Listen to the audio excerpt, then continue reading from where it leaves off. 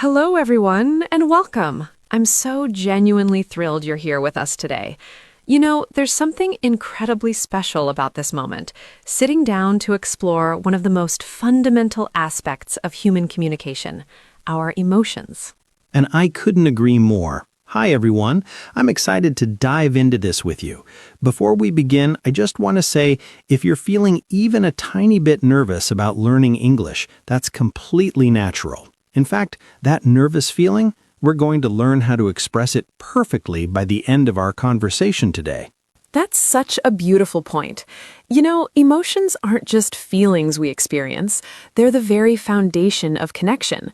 When we can accurately describe how we feel, we don't just speak better English, we build deeper relationships. We're understood more clearly, and honestly, we understand ourselves better too. Absolutely. And here's something fascinating. Did you know that research shows people who can articulate their emotions with precision tend to regulate those emotions more effectively? It's called emotional granularity. The more specific words you have for your feelings, the more control you have over your emotional life. Wow, I love that you brought that up. So today isn't just about vocabulary. It's about giving you tools for emotional intelligence in English. We'll explore not just the basic emotions, but all those nuanced, subtle feelings that make us human. Right, because life isn't just happy or sad, is it? Sometimes you're happy but also anxious about something coming up, or you're excited but also exhausted. These complex emotional states need complex language. Exactly. So let's start with a question for you, and I really want you to think about this honestly. Right now, in this very moment, how are you feeling? Not just good or fine, but really, what's the texture of your emotional state? That's such a thoughtful question. You know what? I feel contemplative, like my mind is gently turning things over, examining them from different angles. There's also this underlying sense of contentment, like a warm current running beneath everything else. And if I'm being completely honest, there's a tiny thread of anticipation because I'm curious about where our conversation will take us. See? That's exactly what I'm talking about. You didn't just say, I feel good. You painted a picture with words. Contemplative, contentment, anticipation. Those words have color, texture, depth. That's the level we want to reach together today. And it's interesting because when I really stop to examine my feelings, I notice layers I wouldn't have seen if someone had just asked, "How are you?" and expected a one-word answer. There's this peaceful quality, but also alertness, calm but engaged, relaxed yet focused. This is beautiful. You're demonstrating something so important. Emotions aren't simple. They're sophisticated, multi-dimensional experiences. And English, wonderfully, gives us an incredibly rich vocabulary to capture all these dimensions. So true. Now, let me ask you the same question. How are you feeling right now in this moment? Oh, what a wonderful question to reflect on. I feel invigorated, like there's this bright energy running through me. But it's not chaotic energy, it's purposeful, directed. I also feel grateful, deeply grateful for this opportunity to connect. And underneath everything, there's this quiet confidence, this sense that what we're doing here matters, that it'll genuinely help people. I can feel that energy coming through in your words. You know what strikes me is how you used invigorated instead of just excited. Can you explain the difference for our listeners? Oh, excellent question. Excited suggests anticipation, looking forward to something that's coming. But invigorated means you feel energized, refreshed, filled with vitality. It's more about your current state of aliveness. You could feel invigorated after a morning run, or after a stimulating conversation, or even after solving a challenging problem. Perfect distinction. And this is exactly why vocabulary matters so much. The right word doesn't just communicate, it illuminates the precise shade of your experience. Beautifully said. Now, let's build our emotional vocabulary systematically. Let's start with what I call the foundational four: joy, sadness, anger, and fear. Every other emotion we'll explore today connects somehow to these four roots. Great framework. Let's begin with joy. Now, happy is the word everyone knows, but joy has so many expressions. Sometimes you're cheerful, bright and light, with a smile that comes easily. Other times you're delighted, surprised by happiness, caught off guard by something wonderful. Exactly. And then there's elated. That's joy that lifts you up, makes you feel like you're floating. I feel elated when something I've worked towards for months finally succeeds. It's not just happiness, it's euphoria, elevation. Yes, and content is another beautiful form of joy that people often overlook. Contentment isn't loud or flashy. It's that deep, settled satisfaction. You're not jumping up and down, but there's this pervasive sense that everything is as it should be.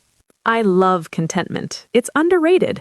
You know when you feel content, when you finish a good meal with people you love, and you're just sitting there in comfortable silence, feeling full and warm and safe.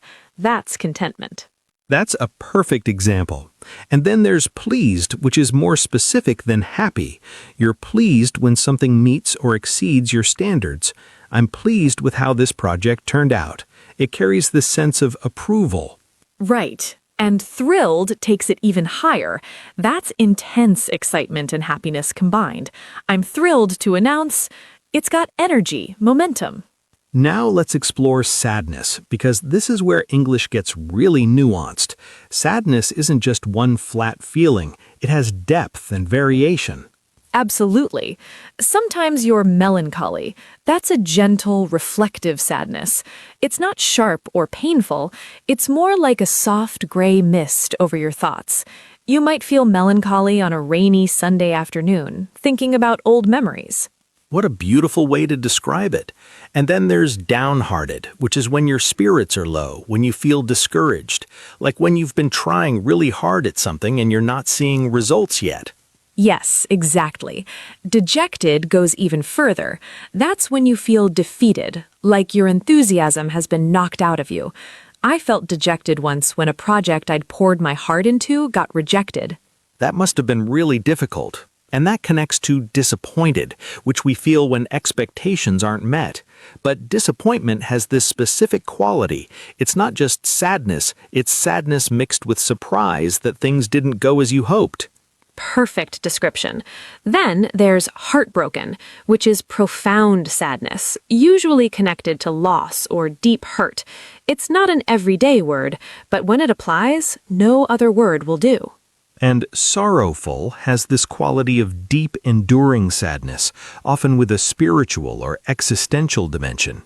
It's a more literary word, but it captures something specific, grief that's philosophical, sadness that makes you contemplate life's bigger questions. Such rich vocabulary.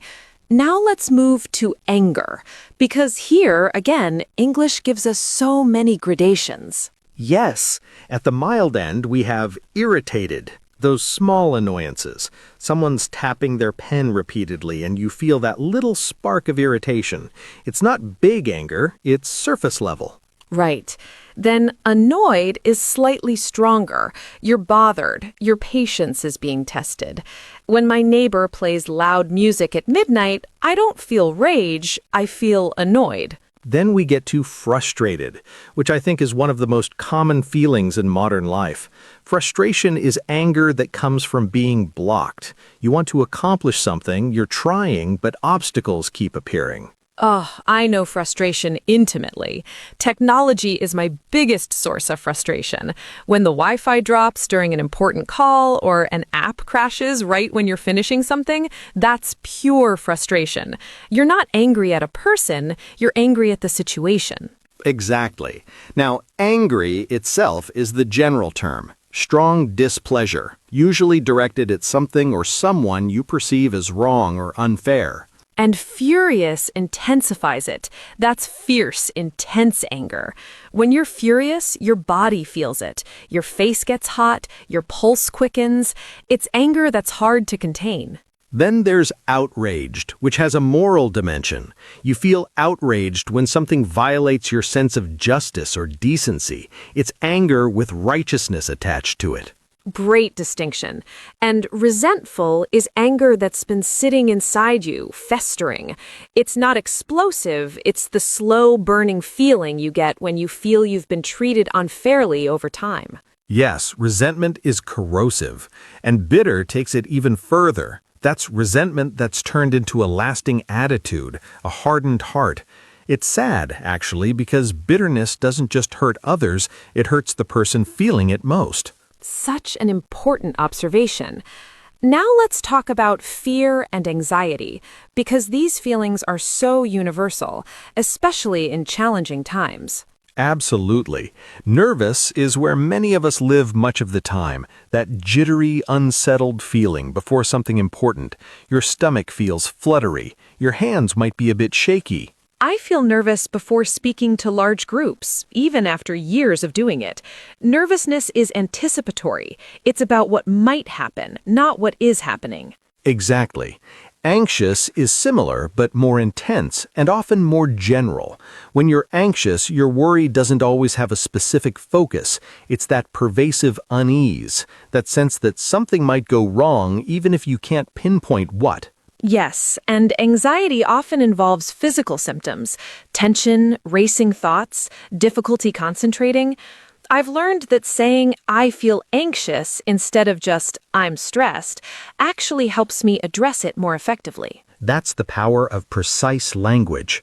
Worried is focused anxiety. You're concerned about something specific. I'm worried about the test tomorrow, or I'm worried about my friend who's going through a hard time. And stressed is when pressure is weighing on you. You have too much to do, too many demands, too little time. Stress is that feeling of being squeezed from all sides. Then overwhelmed takes it further. That's when the pressure exceeds your perceived ability to cope.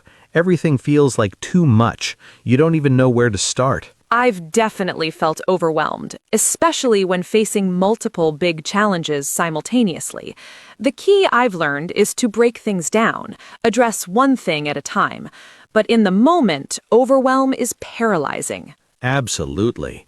Now, scared and afraid are quite similar, basic fear responses. But terrified is extreme fear, the kind that makes your heart pound and your body want to run. And panicked is fear mixed with that sense of urgency and loss of control. When you panic, rational thinking becomes difficult.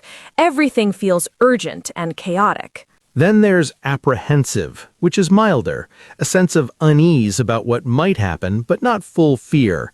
You're cautious, wary, slightly on edge. Yes, I feel apprehensive when starting something new, a new job, a new project.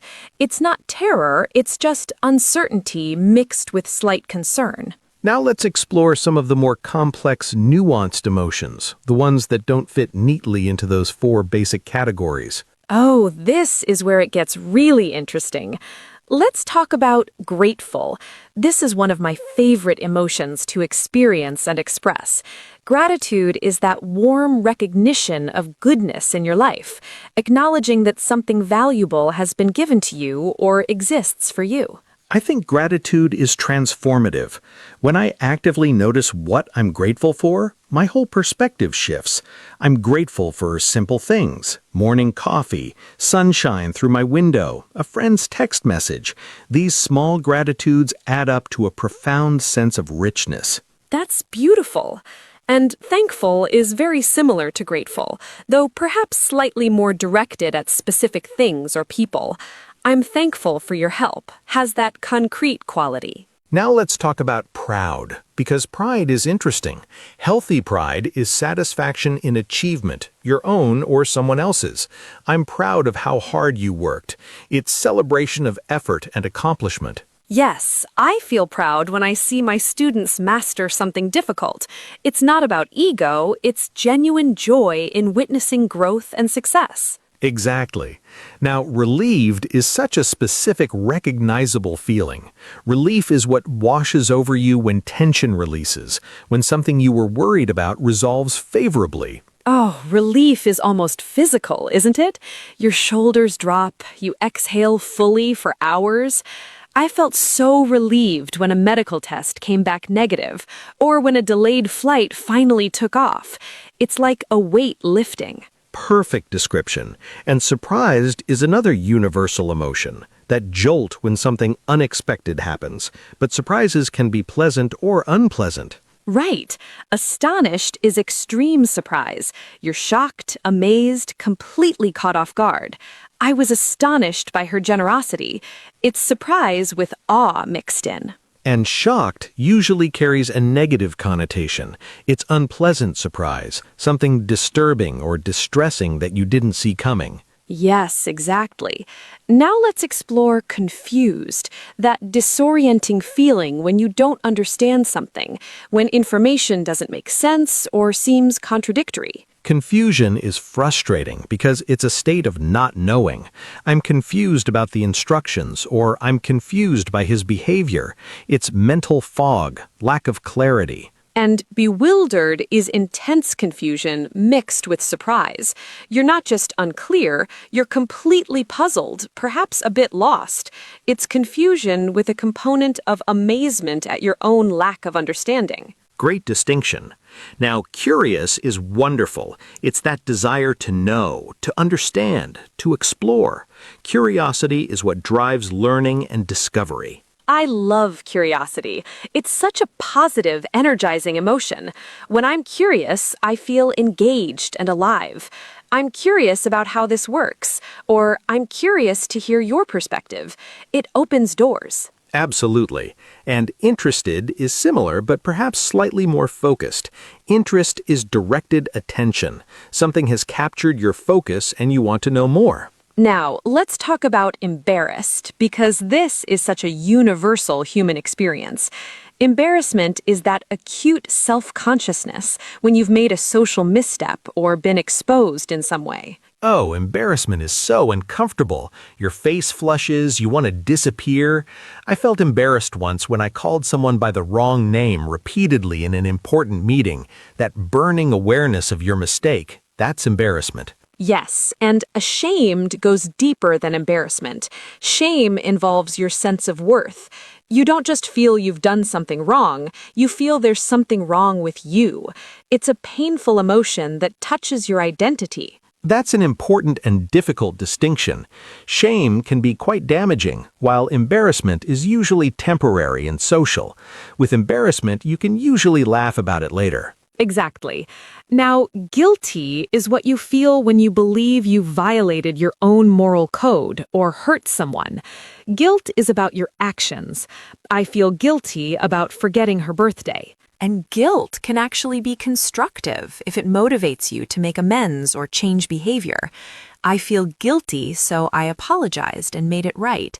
It's a moral emotion that helps maintain social bonds. Well said. Now let's explore jealous, which is complex. Jealousy typically involves three people. You fear losing someone's attention or affection to a rival. It's relational and possessive. Yes, though people often confuse jealousy with envy. Envy is actually about wanting what someone else has.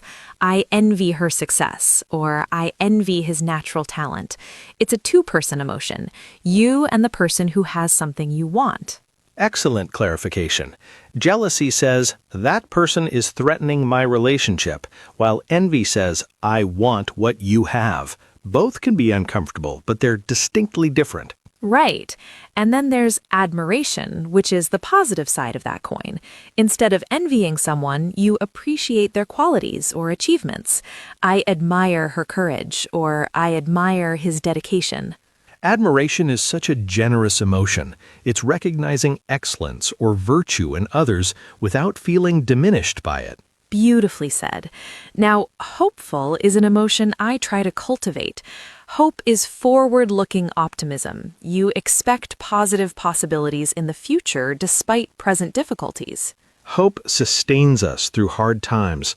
I'm hopeful that things will improve, or I'm hopeful about this new opportunity. It's not naive, it's choosing to believe in potential. And optimistic is similar, expecting favorable outcomes, seeing the bright side. Optimistic people tend to be happier and more resilient because they frame challenges as temporary and opportunities as abundant. On the flip side, there's pessimistic, expecting unfavorable outcomes, seeing problems and limitations. Pessimism can be protective sometimes, but chronic pessimism is draining. True. Now, let's talk about confident, that feeling of self-assurance, trust in your own abilities. Confidence isn't arrogance, it's realistic belief in yourself. I feel confident when I'm well prepared and operating in my strengths. Confidence is quiet confidence. You don't need to announce it, you simply move forward with assurance. Perfect. And insecure is the opposite, doubting yourself, feeling uncertain about your abilities or worth. Insecurity makes you second-guess everything. Yes, and vulnerable is related but different. Vulnerability is openness to being hurt or exposed. It takes courage to be vulnerable, to show your true self despite the risk. That's profound. Researcher Brené Brown talks about how vulnerability is actually the birthplace of connection, creativity, and change. It's not weakness, it's brave authenticity. I love that reframe. Now, lonely is an important emotion to name. Loneliness is feeling disconnected, isolated, lacking meaningful connection, and crucially, you can feel lonely even when surrounded by people. That's so true. Loneliness isn't about being alone. It's about feeling alone, feeling unseen or misunderstood. It's one of the most painful human experiences. And its opposite might be connected or belonging. That sense of being part of something larger, of mattering to others, of being seen and valued. Yes, belonging is fundamental to well-being. Now, let's talk about bored, that restless dissatisfaction when you lack stimulation or engagement. Time seems to slow down when you're bored. Boredom is interesting because it's often a signal. Your mind is telling you it needs something more engaging, more meaningful, more challenging. Great point. And indifferent takes it further. That's when you don't care at all, when something fails to engage even your annoyance. Indifference is emotional flatness. Now, motivated is a powerful state. You're driven, energized by purpose. You want to act, to achieve, to make progress. Motivation is what gets you moving. I feel most motivated when I can see how my efforts serve something larger than myself. Purpose fuels motivation. Absolutely. And inspired is similar, but has this quality of elevation. Something has lifted your thoughts or aspirations. I'm inspired by her story, or I feel inspired to create something new. Inspiration is like a gift from outside yourself. Beauty, courage, wisdom that sparks something inside you. Now, let's talk about calm, that peaceful, untroubled state. Your mind is quiet, your body is relaxed. Calm is absence of agitation. Calmness is something I've learned to cultivate through practice. It's not just about external circumstances, it's an internal steadiness. You can feel calm even in chaos if you're centered. That's wisdom right there. And peaceful is similar, but perhaps broader, a sense of harmony, contentment, freedom from disturbance. Yes, peace is wholeness. And then there's serene, which is calm with a quality of luminous clarity. Serenity is exquisite inner stillness. Beautiful. Now, restless is the opposite. Inability to settle, constant need to move or change. Restlessness is uncomfortable agitation. I feel restless when I'm not living in alignment with my values or when I have unexpressed creative energy. It's like an internal itch that needs scratching. Great insight. And agitated is similar but more intense. You're disturbed, stirred up, unable to find ease. Now, let's explore satisfied, that feeling of contentment with what is, of needs being met, of sufficiency. I'm satisfied with this outcome. Satisfaction is underrated. It's not resignation, it's genuine fulfillment. You're not constantly grasping for more because what you have feels enough. And dissatisfied is chronically feeling that things aren't good enough, that something's missing. Dissatisfaction can motivate improvement, but chronic dissatisfaction creates suffering. True. Now, eager is wonderful. Enthusiastic willingness, keen desire to do something. I'm eager to start this project. There's energy and positive anticipation. Eagerness is childhood energy, isn't it? That bright readiness to jump in. I try to approach new experiences with eagerness rather than apprehension. Beautiful approach. And reluctant is the opposite. Unwillingness, hesitation, resistance to doing something. I'm reluctant to commit without more information. Reluctance is worth paying attention to. It might be wisdom, intuition telling you to pause. Absolutely. Now, disgusted is a strong aversion, revulsion, strong distaste. I'm disgusted by that behavior. It's visceral rejection. Yes, disgust is actually considered a basic emotion by many psychologists. It's protective, keeping us away from contamination or moral violations. Fascinating. And then there's uncomfortable, which is milder. You're uneasy, not at ease, but not strongly repulsed. Discomfort is that squirmy feeling of something being not quite right. I've learned that discomfort is often where growth happens. When I feel uncomfortable, I try to get curious rather than immediately avoiding it. That's such a mature response. Now, miserable is deep unhappiness, wretchedness, profound discomfort. When you're miserable, everything feels heavy and difficult. Misery is suffering that touches your whole being. It's important to reach out for support when you feel miserable rather than trying to tough it out alone. Absolutely. And devastated is overwhelming grief or shock. You feel destroyed, shattered by loss or disappointment. I was devastated when I heard the news. Devastation is profound. It's not something you bounce back from quickly. It requires time, support, and compassion. Yes. Now, indignant is that righteous anger when you feel you've been treated unfairly or disrespectedly. I'm indignant at that accusation. Indignation has moral force. You're not just angry, you're angry because a principle has been violated. Exactly. And offended is when something has hurt your feelings or violated your sensibilities. I'm offended by that remark. It's personal hurt mixed with disapproval. Now, touched is a tender emotion. You're emotionally moved by kindness or beauty. I was touched by her thoughtfulness. It's gentle, warm appreciation. I love that emotion. Being touched opens your heart, and moved is similar, deeply affected emotionally, often to the point of tears. I was moved by the ceremony. Yes, and nostalgic is that bittersweet longing for the past. Nostalgia is remembering with affection and some sadness that those times are gone. Nostalgia can be sweet, like, I feel nostalgic thinking about summer vacations as a child, but it can also keep you from fully engaging the present. Wise balance. And wistful is similar. Gentle sadness mixed with longing, often for something unattainable. There's a dreamy quality to wistfulness. Now, let's talk about energized, feeling vital, vigorous, full of power and liveliness. I feel energized after that workout. Energy is contagious, too. When you're around energized people, you tend to feel more energized yourself. Absolutely. And drained is the opposite. Depleted, exhausted of energy. I feel completely drained after that difficult conversation. Draining experiences or people require recovery time.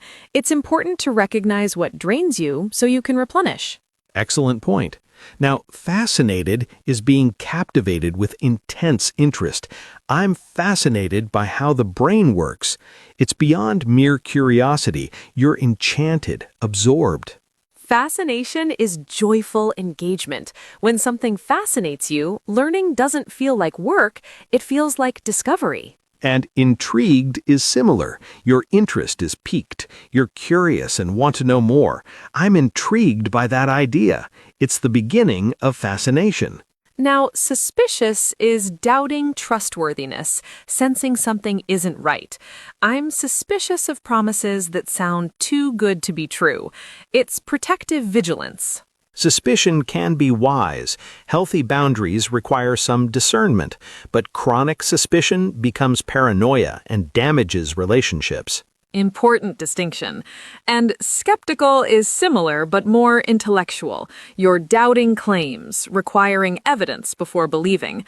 I'm skeptical of that theory. Skepticism is essential for critical thinking.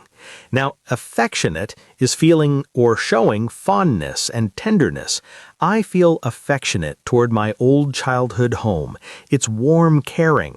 Affection is one of the gentlest, most nurturing emotions. Expressing affection strengthens bonds and creates safety. Beautifully said. And loving goes deeper. Profound care, deep attachment and concern for someone's well-being. Love is complex, but the feeling of loving someone is expansive and generous. Love transforms both the lover and the beloved. Now, resentful, we touched on earlier, that's bitter indignation at being treated unfairly. Resentment corrodes joy. Yes, someone wise said that resentment is like drinking poison and expecting the other person to die. It hurts the person holding it most. Profound truth. Now, defensive, we mentioned, that's self-protective in response to perceived criticism. When you feel defensive, you're guarding against attack, real or imagined. Defensiveness blocks communication. I've learned that when I notice I'm feeling defensive, it's time to get curious instead. Why does this touch a nerve? That's emotional maturity right there. And triumphant is the feeling of great victory or success. I felt triumphant after finally mastering that skill. It's joy in achievement. Triumph has this quality of overcoming. You didn't just succeed, you prevailed against odds. Yes. Now, defeated is the opposite, feeling you've lost, failed, been overcome. Defeat is heavy, demoralizing. But here's something important. Feeling defeated and being defeated aren't the same thing. The feeling is temporary. You can choose to rise again. Powerful reframe. And discouraged is similar, loss of confidence or enthusiasm. Something has dimmed your hope or motivation. Discouragement is natural when facing setbacks. The key is not staying stuck there. Now, encouraged is the opposite. You've been given hope, confidence, or support. I feel encouraged by the progress I'm seeing. Encouragement is a gift we can give others and ourselves. It's actively noticing and acknowledging the positive. Now, let's talk about exhilarated, thrilling excitement, invigorating joy. I felt exhilarated after skydiving. Your whole being feels electrified. Exhilaration is intense aliveness, and enthusiastic is eager enjoyment, intense positive feeling about something. I'm enthusiastic about this new direction. Enthusiasm is magnetic. It draws people and opportunities towards you. Now, apathetic is the absence of feeling, not caring, lacking interest or concern. Apathy is emotional numbness. Apathy is concerning because it's disconnection from what matters. Often, apathy is actually depression or burnout in disguise. Important insight. And dismayed is being upset by something unexpected and troubling. I was dismayed to learn about the setback. It's disappointed concern. Now, elated, we touched on, overwhelming happiness, intense joy. I'm elated about the news. Your heart feels like it might burst with happiness. And ecstatic takes it even further. Overwhelming joy, rapture, being beside yourself with happiness. Ecstasy is joy at its peak. Yes. Now, melancholy, we mentioned, pensive sadness, gentle, reflective gloom. There's something almost beautiful about melancholy. It's the artist's emotion, isn't it? Melancholy has depth and texture, and gloomy is similar but heavier. Darkness of mood, pessimistic sadness. Yes, gloom is oppressive, while melancholy can actually be oddly pleasant. Now, indignant we covered, and outraged is extreme indignation, furious at injustice. Outrage mobilizes action. Many social movements begin with collective outrage at unacceptable conditions. True.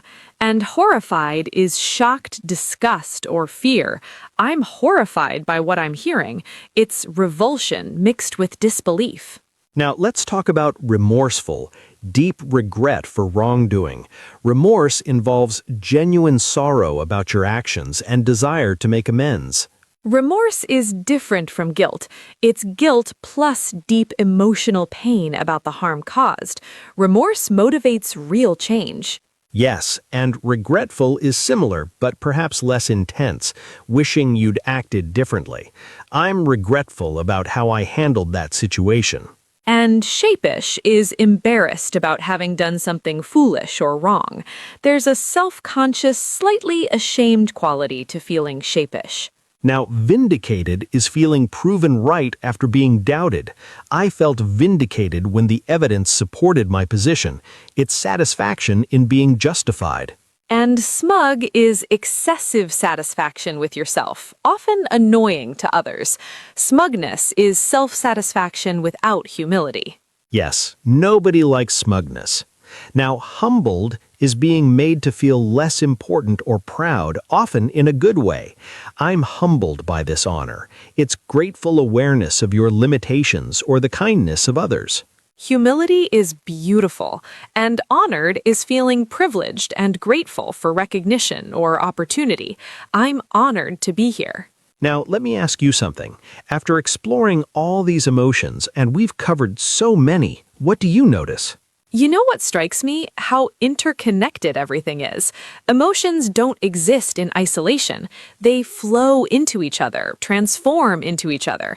Joy can become contentment, can become boredom, can become restlessness, can become anxiety, all in one afternoon.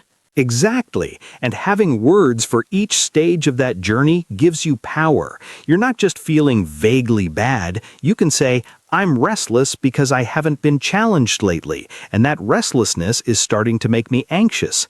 That clarity allows you to address the root cause. That's profound. Language doesn't just describe our emotional experience, it actually shapes it. The words we have available to us influence what we notice and how we respond. Absolutely. And here's another thing I've noticed. Emotions aren't good or bad. They're information. Even uncomfortable emotions like anxiety or anger or sadness are trying to tell us something valuable.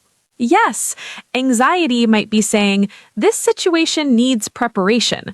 Anger might be saying, a boundary has been crossed. Sadness might be saying, you've lost something that mattered. Take time to grieve.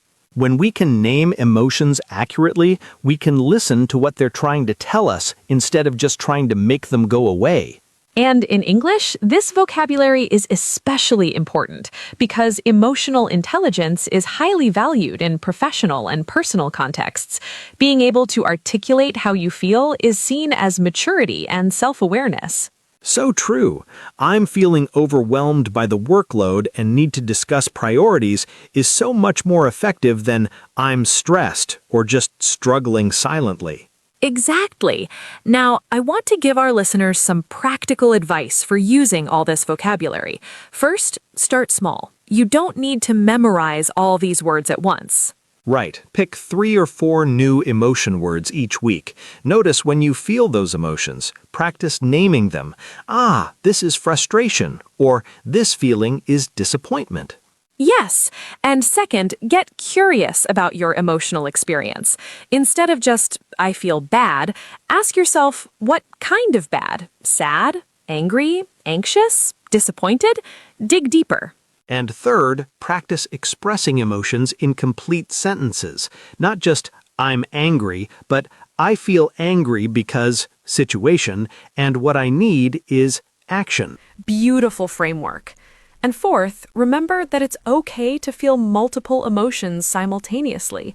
I'm excited, but also nervous. Or I'm happy for her success, but also a bit envious. Yes, emotional complexity is normal and human.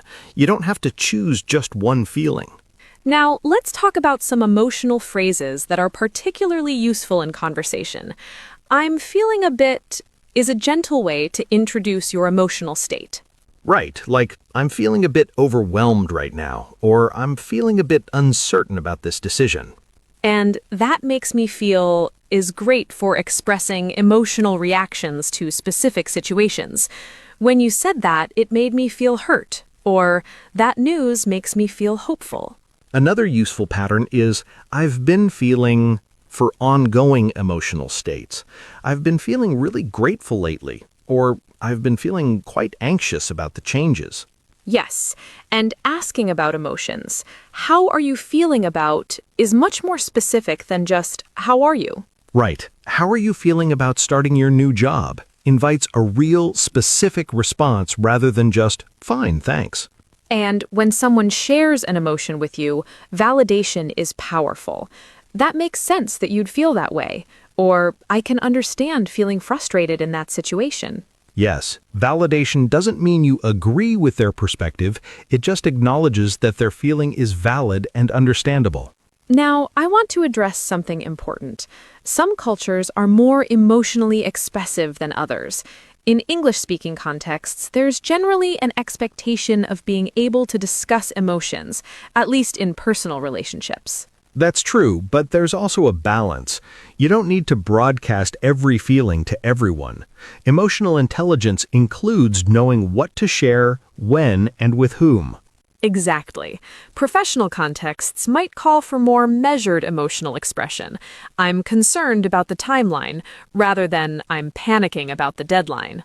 But close relationships thrive on emotional honesty. Being able to say, I feel hurt when, or I'm so happy that, strengthens bonds. Now, let's do something interactive. I'll describe a scenario, and let's explore what emotions might be present. Ready? Absolutely. Go ahead. Okay, imagine you've been working on an important project for months. You finally present it to your team, and they're quiet for a moment before offering thoughtful, constructive feedback. What might you be feeling? Oh, what a rich scenario. Initially, probably anxious or nervous as you present, the vulnerability of showing your work. Then during the silence, maybe apprehensive, worried, perhaps even a bit panicked, thinking it's being poorly received. Yes. And then? When the feedback comes and it's constructive, probably relieved that it's not harsh criticism. Maybe also proud that your work merits thoughtful discussion. Maybe possibly grateful for colleagues who engage seriously with your ideas. Beautiful analysis. But you might also feel slightly disappointed if you'd hoped for more enthusiasm, right? Or even a bit defensive if the feedback touches areas you're uncertain about. Absolutely. Multiple emotions coexisting. And underneath it all, maybe satisfied that you completed something significant, regardless of the response. Perfect example of emotional complexity. Real life rarely gives us single, simple emotions. Now, let's try another. You're at a friend's wedding, and during the vows, you unexpectedly start crying. What's happening emotionally? Oh, this is beautiful. Probably moved by the beauty and sincerity of the moment. Perhaps joyful for your friend's happiness. Possibly nostalgic if you're remembering your own wedding experiences or relationship experiences. Yes, and maybe also tender or touched by the vulnerability of public declarations of love. Perhaps even a bit melancholy if you're single and longing for partnership. Or grateful for witnessing love, for being included in this important moment. Maybe hopeful about love's endurance. So many layers. Exactly. Weddings are emotional multivitamins. They contain almost every feeling. Now, one more scenario. You receive unexpected criticism from someone you respect. Go. Ooh, tough one. Initially shocked or surprised, you weren't expecting it. Probably hurt that someone you respect is criticizing you. Yes. What else? Maybe defensive, wanting to explain or justify yourself. Perhaps embarrassed if others overheard. Possibly confused if the criticism seems unfair or unclear. And might you also feel respect for the person being honest with you, even though it's uncomfortable? Absolutely. And maybe anxious about what this means for your relationship or your standing. Perhaps even grateful later for feedback that might help you grow, though that might take some time to feel. Yes, emotions evolve. What you feel initially often shifts as you process. You might feel hurt and defensive in the moment, but later feel grateful and motivated to improve. Such an important point. Emotions are dynamic, not static. They move, transform, deepen, or dissolve. Now, let's talk about emotional vocabulary in different contexts. In professional emails or conversations, you might say, "I'm concerned about," rather than "I'm worried." Why? Concerned sounds more measured, more professional. It suggests you're thinking critically about an issue rather than having an anxiety response. Exactly. Similarly, "I'm disappointed with the outcome" sounds more professional than "I'm sad about what happened." Right, both are true, but disappointed focuses on the gap between expectation and reality, while sad is more purely emotional. But in personal relationships, though, "I feel sad" might actually be more connecting because it's more vulnerable and authentic. Yes, context shapes emotional language. "I'm frustrated" with a romantic partner might be appropriate, while "I'm dissatisfied with this aspect of our relationship" might sound too corporate. Exactly. Now, let's talk about the beautiful phenomenon of emotional contagion. Have you noticed that emotions spread between people? Oh, absolutely. When I'm around someone anxious, I often start feeling anxious too, even if I have nothing to be anxious about. Yes, and joyful people tend to lift the mood of those around them. Emotional states are contagious, which is why emotional vocabulary matters. You're not just describing your internal experience, you're potentially influencing the emotional atmosphere. That's profound. So when I say I'm feeling energized and hopeful about this project, I might actually help others feel that way too. Exactly. Leadership is often emotional leadership, setting an emotional tone that serves the situation. Now, I want to ask you something personal. What emotion do you find hardest to express in any language? Oh, what a thoughtful question. I think vulnerability, that feeling of being exposed, uncertain, needing help. It activates something that makes me want to retreat into self-sufficiency. What about you? For me, it's disappointment. I don't like feeling disappointed, and I especially don't like expressing it because I worry it will disappoint others. There's this tangled dynamic where I'd rather pretend everything is fine. That's so honest and probably very relatable to many people. We're taught that some emotions are more acceptable than others, so we suppress or disguise the difficult ones. Yes, boys are often taught that sadness or fear are unacceptable, while anger is okay. Girls are often taught the reverse. Anger is unladylike, but sadness is acceptable. These cultural scripts limit our emotional range and authenticity. Part of emotional maturity is reclaiming the full spectrum of human feeling. Beautifully said, and language is part of that reclaiming. When we can name what we actually feel, we resist those limiting scripts. Yes. Now, as we wind down this conversation, I want to acknowledge that we've covered an enormous amount of emotional territory today. We really have. From happy to devastated, from curious to apathetic, from proud to ashamed, we've explored the full landscape of human emotion.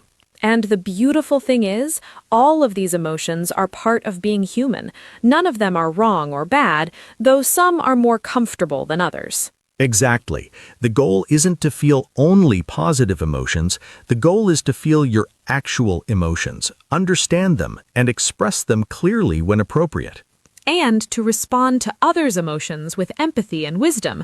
When someone says, "I'm feeling overwhelmed," you now understand that's different from "I'm feeling stressed" or "I'm feeling busy." Right. Overwhelmed needs a different response, perhaps helping them prioritize or taking something off their plate, not just sympathy.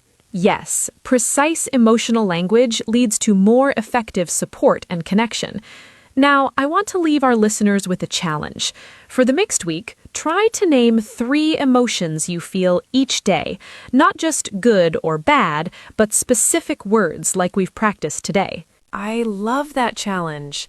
And notice, when you name emotions accurately, does it change your experience of them? Does it give you more agency, more choice in how you respond? That's the real test.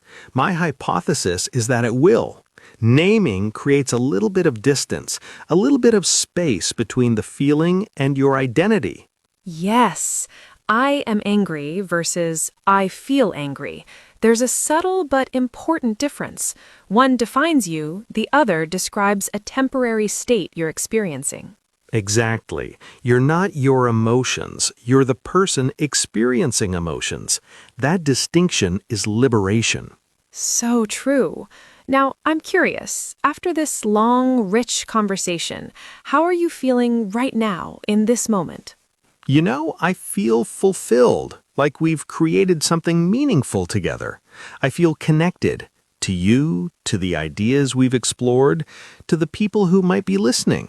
I feel grateful for the time and attention this conversation required. And I feel calm, like there's a settled quality now that we've thoroughly explored this territory. How about you? I feel similarly fulfilled and grateful. I also feel inspired. Revisiting all these emotions reminds me how rich and complex human experience is. I feel appreciation for language itself, for the way it allows us to capture and share these invisible internal experiences. And I feel hopeful that whoever engages with this conversation will find new ways to understand and express their emotional lives. That's beautiful. And that right there, what we just did, that's the power of emotional literacy. We didn't just say, I feel good.